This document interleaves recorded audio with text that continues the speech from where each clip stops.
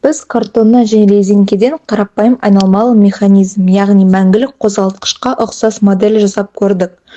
Бұл құрылғының ортасында айналатын ось бар. Оған картоннан жасалған қалақшалар бекітілген. Осьтың жанында кішкентай домалақ картон дөңгелек орналасқан, ал сол дөңгелекке резеңке жіптер жалғанған. Резеңкенің негізгі рөлі энергия жинау және оны қайтадан қозғалысқа беру. Біз механизмді алғаш рет қолмен айналдырғанда резеңке жіптер созылады. Созылған кезде резеңкеде серпімділік энергиясы жиналады. Кейін резеңке қайтадан бастапқы қалпына келуге тырысып, сол жиналған энергияны оське береді.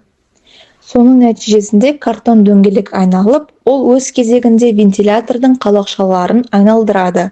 Сырттай қарағанда бұл құрылғы тоқтамай айналатындай әсер береді.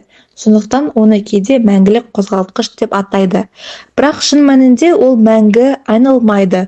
Себебі бұл термодинамиканың бірінші заңына қайшы келеді. Бұл заң бойынша энергия жоқтан пайда болмайды және жоғалып кетпейді. Ол тек бір түрден екінші түрге айналады. Сондықтан бұл тәжірибе бізге маңызды бір қорытынды көрсетеді. Шын мәнінде мәңгі қозғалтқыш жасау мүмкін емес. Кез келген механизм жұмыс істеу үшін бастапқы энергия көзін қажет етеді.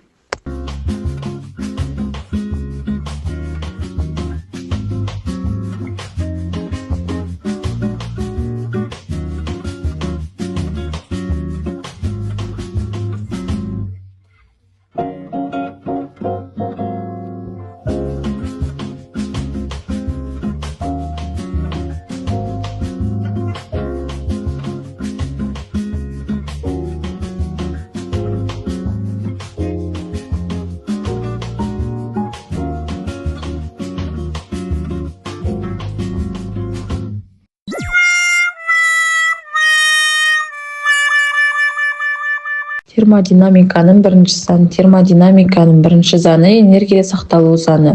Бірінші күйден екінші күйге көшу процесінде система өзін қоршаған ортамен жылу энергиясымен және механикалық энергиямен алмасады. Термодинамиканың бірінші заңына сәйкес жылу және жұмыс түрінде бөлінетін немесе сіңірілетін энергия кез келген процесс үшін тұрақты. Энергия жоғалып та кетпейді, жоқтан пайда да болмайды. Сондықтан системаның толық энергиясының өзгерісіне тең. Ол толық энергия ішкі энергия деп аталады. Системаның ішкі энергиясының өсуі системаға берілген жылу мен системаға қарсы істелген қоршаған ортаның жұмысының қосындысына тең.